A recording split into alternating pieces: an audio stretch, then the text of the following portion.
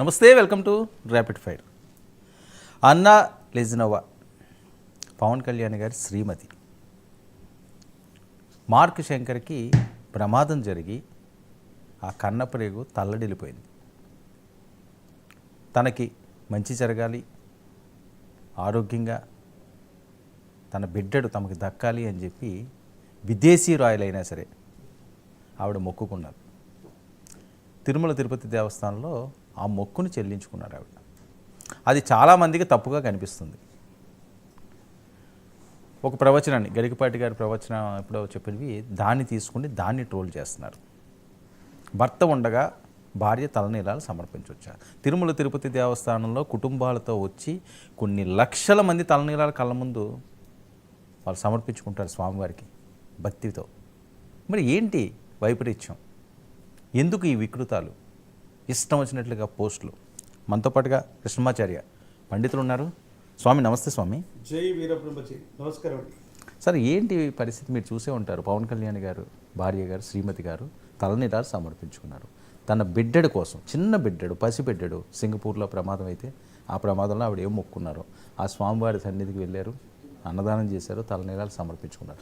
దాన్ని కూడా వేరే రకంగా చిత్రీకరించి ఇష్టం వచ్చినట్లుగా మాట్లాడుతుంది. అసలు శాస్త్రాలు ఏం చెప్తున్నాయి? ఇవన్నీ తప్పులే? 400 సంవత్సరాల క్రితమే విశ్వభవితరు చెప్పిన కాలజ్ఞాని జగద్గురు శ్రీమద్ విరాట్ పోతులూరి వీరబ్రహ్మేంద్ర స్వాముల వారు ప్రపంచంలో విశ్వాసాలు, మూఢాచారాలు, మూఢ విశ్వాసాలు ఉన్నటువంటి పరిస్థితులను మనం చూస్తూ ఉన్నాం. వీరబ్రహ్మేంద్ర స్వామి వారి యొక్క ఉపాసకుడిగా సమాజంలో ఉన్నటువంటి కొన్ని మూఢాచారాల గురించి, కొంతమంది వ్యక్తులు చేస్తున్నటువంటి అశాస్త్రీయమైనటువంటి ప్రమాణాల గురించి మనం ఇప్పుడు మాట్లాడుకోవాలి. మనకెప్పుడైనా ఏదైనా ధర్మశాస్త్రంలో ఏదైనా సందేహం వచ్చినప్పుడు నిర్ణయ సింధు, ధర్మసింధు, మనుస్మృతి ఇలాంటి వాటి గురించి మనం చెప్పుకుంటాం.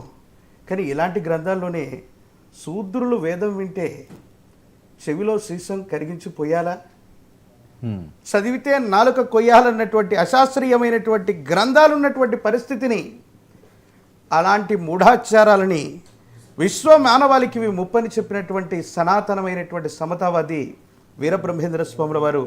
వీరబ్రహ్మేంద్ర స్వాముల వారి యొక్క ఉపాసకుడిగా నేను ఈ చేస్తున్నటువంటి ట్రోలింగ్ని నేను ఖండిస్తున్నాను. ఎంతోమంది మహిళలు శాస్త్రంలో చెప్పబడ్డటువంటి అంశాన్ని గురించి మీకు ఇప్పుడు చెప్తాను. అసలు శాస్త్రం ఏం చెప్పిందంటే, తీర్థోపవాస కర్తవ్య శిరోముండనం తదా శిరోగతాని పాపాని యాంతి ముండన యోగత అని కాశీఖండంలో చెప్పబడ్డది. అంటే అర్థం ఏంటంటే, మనం చేసినటువంటి కర్మ ఫలితాల్లో పాప సంబంధమైనటువంటి స్థితిగతి మొత్తం కూడా మన శిరోజాలని అంటి ఉంటుంది. మన శిరోజాలు అన్నటువంటి వెంట్రుకల్లో ఉంటాయి. ప్రత్యేకించి వెంట్రుకలు అన్నటువంటిది మనిషికి సంబంధించిన అందంతో పాటు అహంకారానికి కూడా యోగ్యతగా కొంత పాటిస్తూ ఉంటాం. ఏ వ్యక్తి అయినా శిరోముండనం తీసేశాడు అంటే అహంకారిగా తను తగ్గాడు, తన అందాన్ని తగ్గించుకున్నాడు, వినయ విధేయతలతో ఉన్నాడు, భక్తి ప్రపత్తులతో ఉంటాడని చెప్తారు.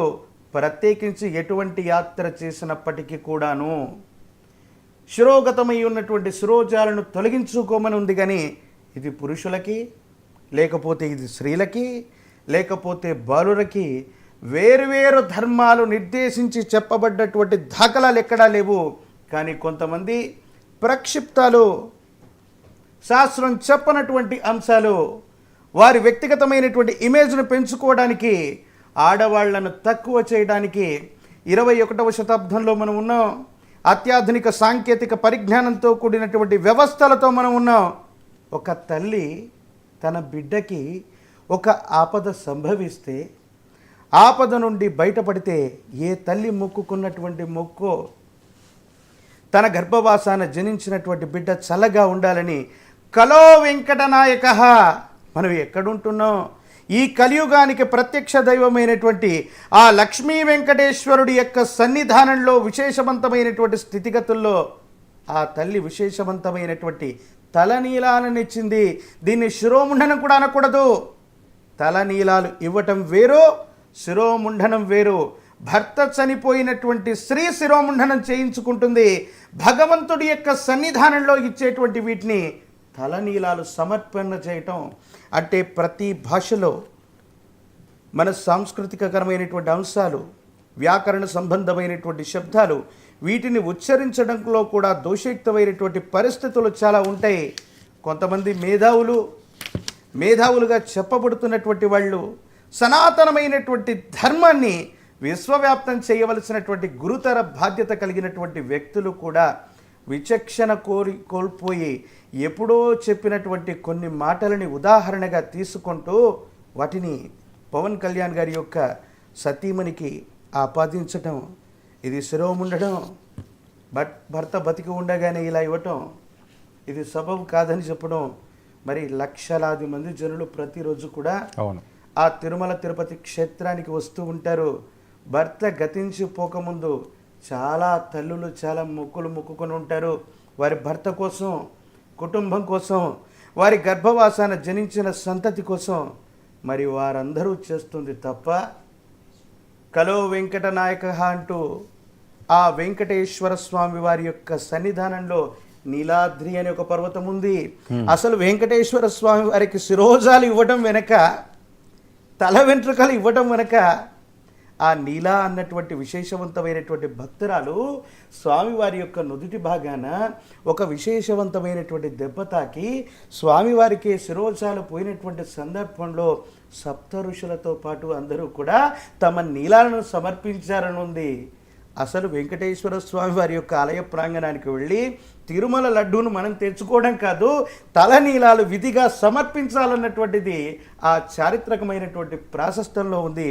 ఒక మహిళగా చూస్తున్నామే, ఆవిడ సనాతన ధర్మంలో జన్మించకపోయినా, అవును భారతీయులు కాకపోయినా, మన ధర్మాన్ని, మనకు సంబంధించిన సంప్రదాయాన్ని దేశకాలమైన పరిస్థితులతో సంబంధం లేకుండా మాన్యశ్రీ ఉప ముఖ్యమంత్రి వర్యుల యొక్క ధర్మపత్నిగా కాదు, ఒక సాధారణమైనటువంటి భారతీయ పౌరులు చేసే, భారతీయ పౌరురాలు, మన జీవితంలో ఉన్నటువంటి, మన ఇంట్లో ఉన్నటువంటి ఒక తల్లి, ఒక చెల్లి, ఒక సోదరి ఎలా నడుచుకోవాలో అలా భక్తి ప్రపత్తులతో నడుచుకుంటే ఈ విధమైనటువంటి అంశాల పట్ల కూడా ట్రోలింగ్ చేయటం అన్నటువంటిది, ఇక దీన్ని ఏ విధంగా చెప్పాలో మూర్ఖత్వం ఆవహించినటువంటి వాళ్ళు మాత్రమే ఇలా చేస్తారు తప్ప దీంట్లో దోషయుక్తమైనటువంటి పరిస్థితి ఏదీ లేదని నేను చెప్తున్నాను.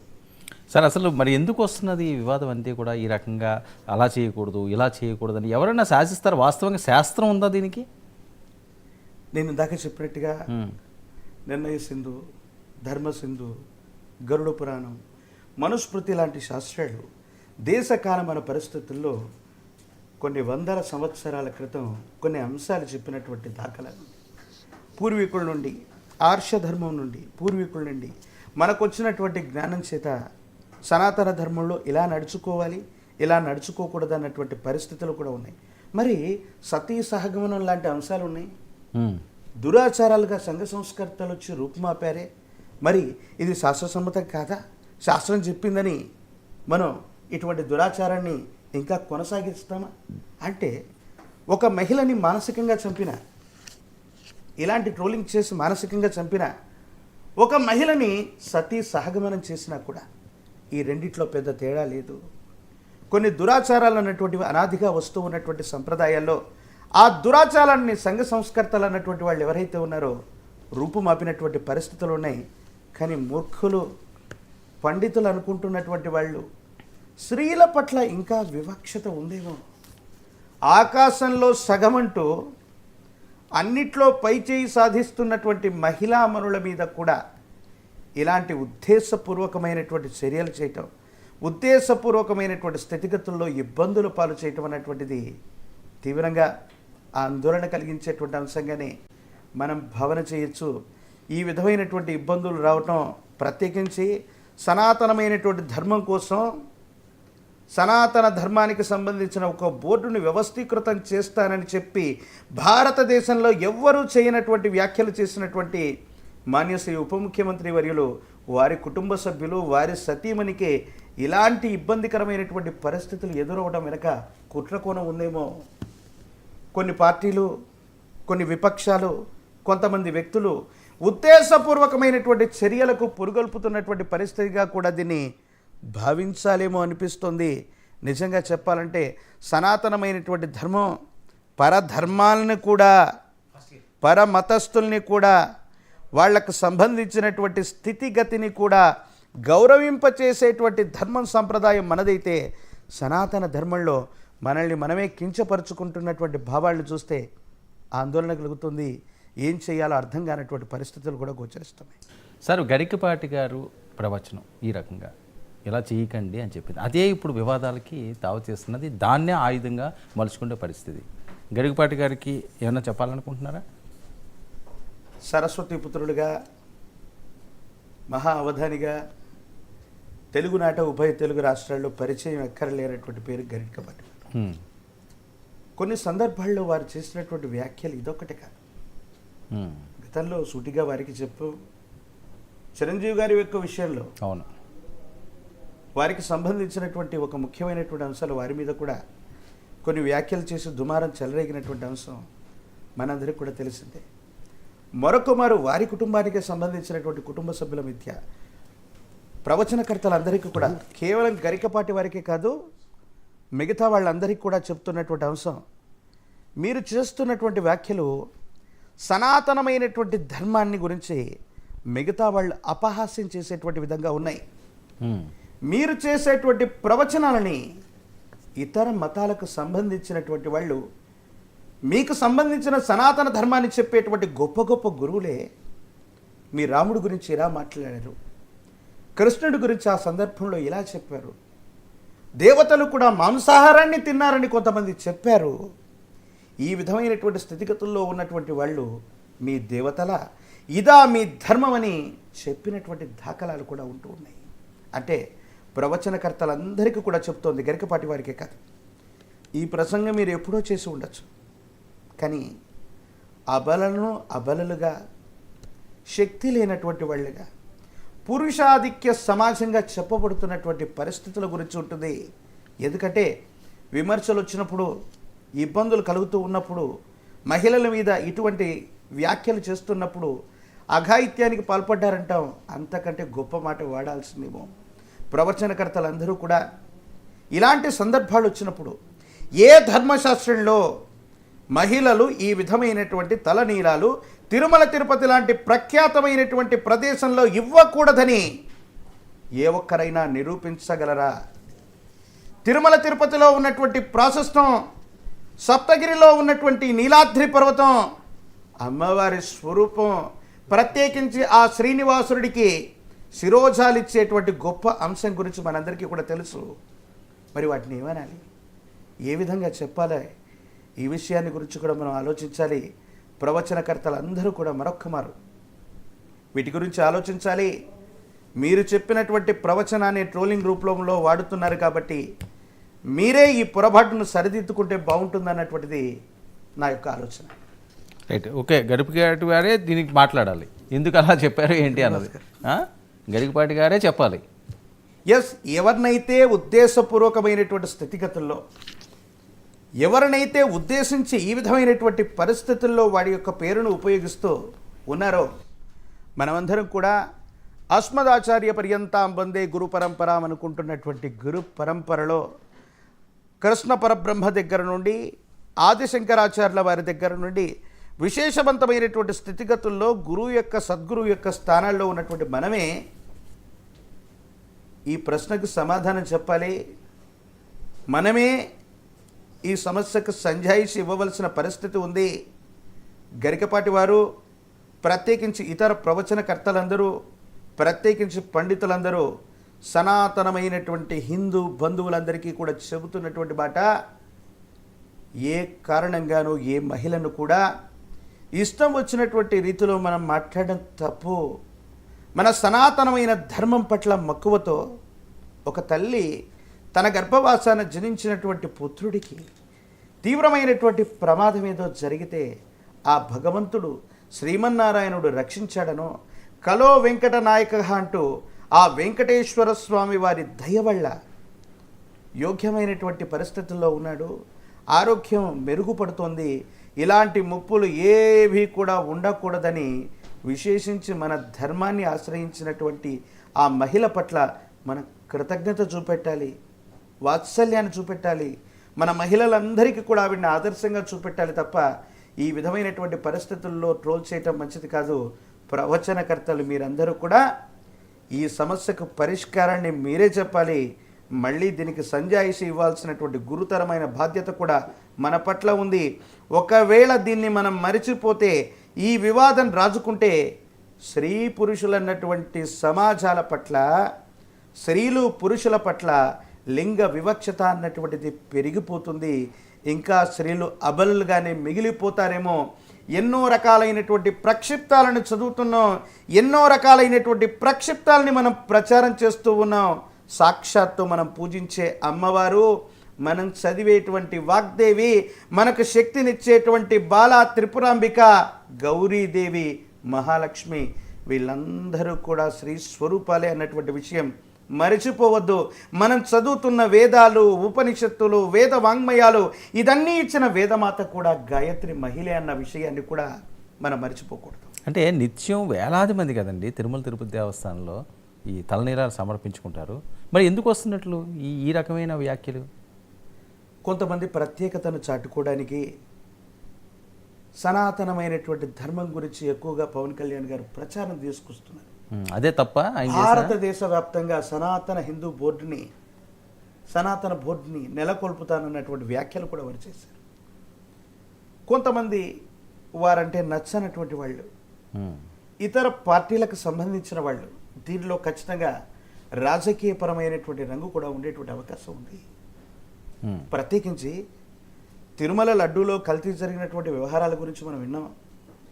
వీరబ్రహ్మేంద్ర స్వాముల వారి యొక్క కాలజ్ఞానంలో ఎక్కడైనా ఏ చిన్న వింత జరిగినా, విచిత్రం సంభవించినా, శ్రీ గురుదేవులు వీరబ్రహ్మేంద్ర స్వాముల వారు కాలజ్ఞానంలో చెప్పారు, ఇలా జరుగుతుందని అంటూ ఉంటాం, వింటూ ఉంటాం. శ్రీ గురుదేవులు వీరబ్రహ్మేంద్ర స్వామి వారి యొక్క కాలజ్ఞానంలో చాలాసార్లు ఉదహరించబడినటువంటి క్షేత్రం ఏదైనా ఉందంటే అది తిరుమల తిరుపతి క్షేత్రం మాత్రమే. అక్కడ తేజోమూర్తి అయినటువంటి శ్రీనివాసుడు అంత విశేషవంతమైనటువంటి జనాకర్షణ, ధనాకర్షణ కలగడానికి కారణం 10,000 మంది మునులు ఆ కొండ మీద తపస్సు చేస్తూ మౌనమైనటువంటి స్థితిగతుల్లో ఏదో రూపాల్లో ఉన్నారని గురుదేవులు రాశారు.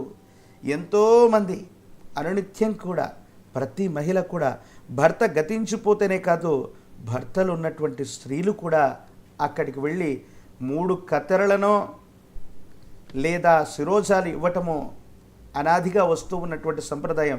వర్మ గారు, ఒక సూటి ప్రశ్న నేను వేస్తాను మీ అందరికీ కూడా. సనాతనమైన సంప్రదాయాల గురించి వేదశాస్త్రం చెప్పిందని, ధర్మశాస్త్రం చెప్పిందని చెబుతూ ఉన్న వాళ్ళకి ఏదైనా కారణం వల్ల కుటుంబానికి సంబంధించినటువంటి ఒక ధర్మపత్ని, ఒక ఆడపిల్లకి క్యాన్సర్ వచ్చింది, కీమో చేయాలి, రేడియేషన్ ఇవ్వాలి. ఇలాంటి పరిస్థితుల్లో శిరోజాలని తొలగిస్తారా లేదా? అవును. మరి భర్త బతుకున్నాడుగా, మరి శిరోజాలని తొలగించటం మూలన ఈవిడ ప్రాణాన్ని కాపాడే బదులు శిరోజాలను తొలగించటం వల్ల భర్త యొక్క ప్రాణం పోయిందా? యాక్సిడెంట్ అయిందండి, వాహన ప్రమాదం జరిగింది, తలకు బలమైన గాయం ఏర్పడింది, కుట్లు వేయాలి, శిరోజాలని తొలగించాలా? అవును. భర్త బ్రతికే ఉన్నాడు కదా అనే ఉద్దేశంతో అలా వదిలిపెడతాం. రైట్. అంటే దేశ కాలమాన పరిస్థితులను బట్టి, సందర్భాన్ని బట్టి మారేదాన్ని ధర్మశాస్త్రం అంటామా? రైట్. సో ఆసుపత్రిలో చేస్తే ఒక చికిత్స, ఆసుపత్రిలో తొలగిస్తే దాని పేరు చికిత్స, దేవాలయ ప్రాంగణంలో ఇస్తే అది ధర్మశాస్త్రాన్ని బ్రష్ పట్టించడమా? రైట్. ఓకే, ఇదన్నీ పుస్తకాలు పెట్టాలి, మరి ఇవన్నీ గుణపాఠాలు కావాలి, మళ్ళీ ఇలా రిపీట్ కాకుండా ఉండాలని చూద్దాం. Thank you so much Krishnamachari గారు. ఇది కృష్ణమాచారి గారు ఈనాటి ర్యాపిడ్ ఫైర్. మరొక అతిథితో మరో ర్యాపిడ్ కలుగుతాం. Stage 2 99 news.